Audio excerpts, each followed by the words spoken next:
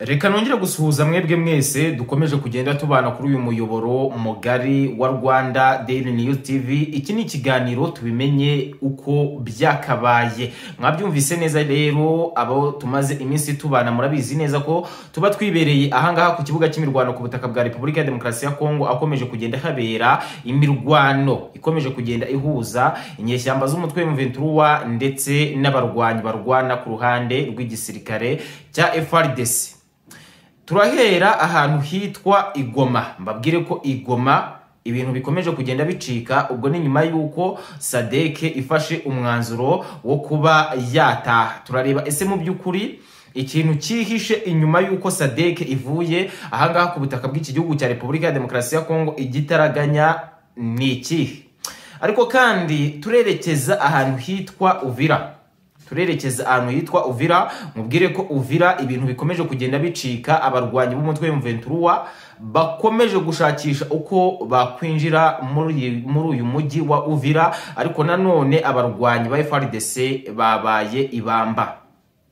Ariko kandi turavuga kuri uyu mujenerali w'ingabo z'u Burundi Bizoza yapfuye, ariko benshi ntibamenye aya makuru kubera igisirikare cya FARDC cyabigize ubwiru ku buryo bukomeye cyane. Ibi byanahagurukije Ndayishimiye Evariste ku munsi w'ejo, akaba yaririwe ahangaha ku butaka bw'iki gihugu cya Repubulika ya Demokarasi ya Kongo, aho yari akomeje kugenda aganira na nyakubahwa uyobora Repubulika ya Demokarasi ya Kongo Antoine Felix Tshisekedi Tshilombo. Aya makuru nayo ndaza kugenda nyakubwiraho ku buryo bukomeye cyane. Ariko kandi mwokagira Imana mwe muze kunyemerera tujye muri Bukavu.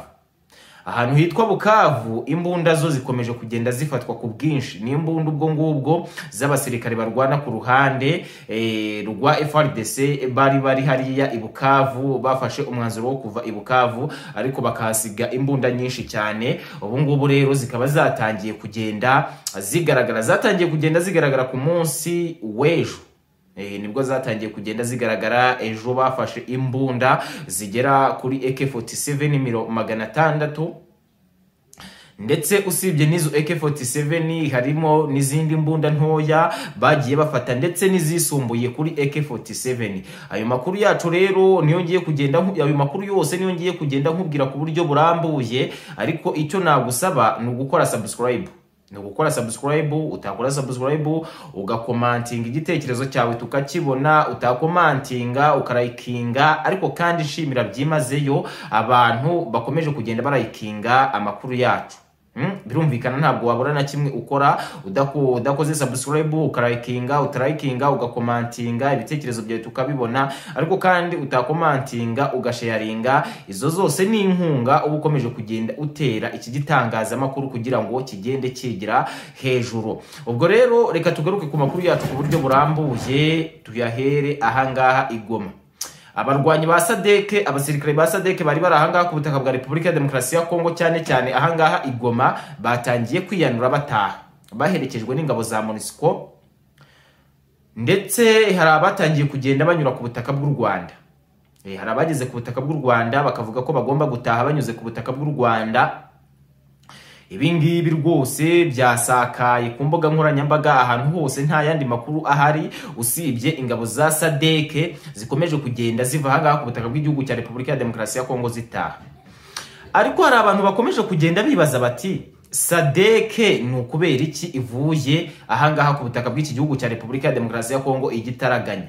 Ni ukubera iki SADC ihavuye?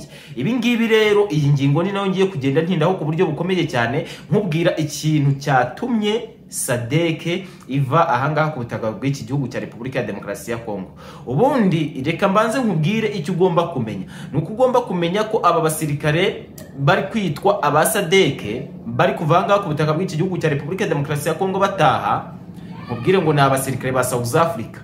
Ni abasirikare ba South Africa rwose, kubera ko uwitwa Cyril Ramaphosa, perezida w'igihugu cya South Africa, akimara kubona neza ko ibintu ari kuvuga ko agomba gukomeza kurwanya izi nyeshyamba z'umutwe M23, ndetse akabona n'abasirikare b'ibikomerezwa bakomeje kugenda baritagurwa na M23, yahisemo gukuramo ake karenge ariko akura make karenge atavuze ngo agiye gukura ingabo ze afite hanga ku butaka bwa Repubulika ya Demokarasi ya Kongo, ahubwo bivugwa ko ari ingabo za SADC zigiye kuva ahangaha ku butaka bw'iki gihugu cya Repubulika ya Demokarasi ya Kongo. Ntabwo nzi neza niba uri kumva iki kintu. Perezida Cyril Ramaphosa nyuma yo kubona ko inyeshyamba z'umutwe w'M23 nta mikino zifite, cyane cyane zifitiye uwaba ukomeje kugenda azirwanya uwaba ari we wese, yahisemo gukura ingabo ze ahangaha ku butaka bwa Repubulika ya Demokarasi ya Kongo, ariko atavuze ko ingabo ziwe azicyuye, ahubwo bavuga ko ari ingabo za SADC ziri kugenda ziva ahangaha ku butaka bwa Repubulika ya Demokarasi ya Kongo zigize gute zitaha. Ibi ngibi ndizera ntashidikanya wamaze kugenda ubyumva ku buryo bukomeye cyane. Ahubwo twigerere ahantu hitwa Uvira. Uvira abasirikare bakomeje kugenda bahagwa kandi ku mpande zombi, ukuri kudaciye ku ruhande. Abasirikare ba M23 bakomeje kugenda bagwa ahangaha Uvira. Abasirikare ba FARDC ndetse n'ingabo z'abarundi utaza gusigana FDLR bakomeje kugenda bagwa ahangaha Uvira. Inyeshyamba z'umutwe M23 ngo zirashaka kwigarurira Uvira, ndetse ku munsi w'ejo nahoze mbibabwira ko abarwanyi ba M23 bagerageje kwinjira muri Uvira ndetse banayirimo, ariko bahasohotse nabi. Mwokagira Imana mwe, ibi ngibi mbanze mbibabwire ku buryo bukomeye cyane. Bahasohotse nabi, igisirikare cya FARDC gifatanije n'ingabo z'abarundi FDNB, ndetse yewe bafatanije na Wazalendo, bafatanije na FDLR, basohoye M23 nabi. M23 yahise isubira inyuma, ijya kurwanira inyuma nanone mu marembo ya Uvira nk'uko byari bisanzwe. Ariko M23 kugezana n'aka kanya, mbanze mbikubwira wo nkurikiye, ntabwo irabasha kwinjira Uvira, ntabwo irigarurira iyi Uvira. Hari ibinyamakuru nabonye byatangiye kugenda bitangaza ngo M23 yinjiye Uvira, ariko mbanze mbigusobanurire ku buryo bukomeye cyane rwose. M23 ntabwo irigarurira iyi Uvira. Ikizere kirahari, ubushobozi barabufite bwo kuba barwana bakinjira Uvira, ariko rwose ntabwo Uvira barayinjira, nk'uko ibinyamakuru bimwe na bimwe cyane cyane ibyo mu Rwanda bikomeje kugenda bivuga ko Uvira yaba yamaze gufatwa na M23. Ibi reka mbanze mbikubwire. Noneho rero mu yandi makuru, reka mbanze nkubwire ko Ndayishimiye Evariste ku munsi w'ejo hari ku itariki 23 ukwezi kwa kabiri umwaka w'ibihumbi 2025.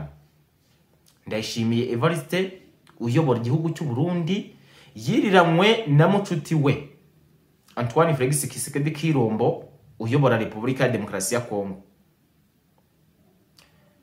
Wakwibaza uti uru ruzinduko rwari rugamije iki? Ese mu by'ukuri rwari bwoko ki? Uruzinduko rwakoze buzwe mu buryo bw'ibanga, ariko n'ubundi bikaza kugenda birangira bimenyekanye ko uyu Ndayishimiye Evariste yageze mu gihugu cya Repubulika ya Demokarasi ya Kongo.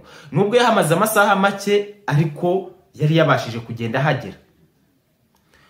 Uyu musirikare, uyu muperezida Ndayishimiye Evariste uyobora igihugu cy'u Burundi yari yazinduwe n'urupfu rw'umujenerali we, ndetse ngo yanakundaga cyane, ariko sinyeka ko umuntu ukunda wamwoherereza izi ntare za Sarambwe.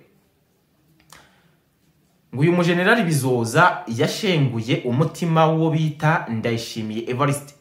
Byanatumye Ndayishimiye Evariste ahita amanukira igitaraganya ku butaka bwa Repubulika ya Demokarasi ya Kongo, ngo ajye kongera kuganira na perezida Antoine Felix Tshisekedi Tshilombo uyobora iyi Kongo.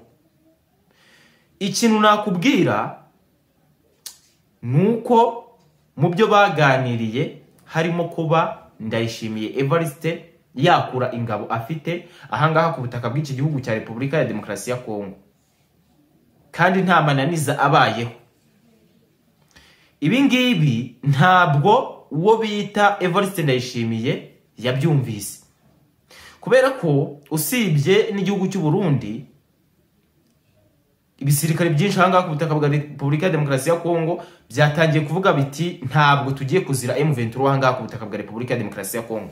Ndayishimiye Evariste nashyira umupira hasi yumve icyo izi ntare za Sarambwe zimusaba abashe kuba yagenda azihereza ku buryo bukomeye cyane, ariko ntatubwire ngo turagomeza kugenda twicwa n'izi ntare za Sarambwe. Mfite amakuru ko uyu munsi wo ku itarike 24 ukwezi kwa kabiri umwaka w'2025 ingabo z'abarundi FDNB ziriwe zigaritse ku Rwanda, cyane cyane ahangaha muri Uvira, kuko niho hakomeje kugenda habera imirwano rwose ikaze cyane ikomeje kugenda ihuza izi nyeshyamba z'umutwe M23 ndetse n'abarwanyi barwana bose ku ruhande rw'igisirikare cya FARDC.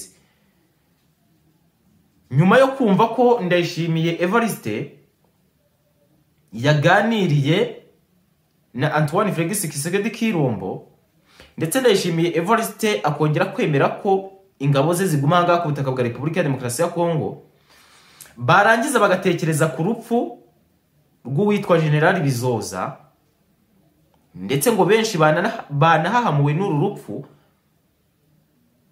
baravuga bati rwose wenda dupfe ariko ibintu byo kujya kurwana ntabwo tubisubiramo.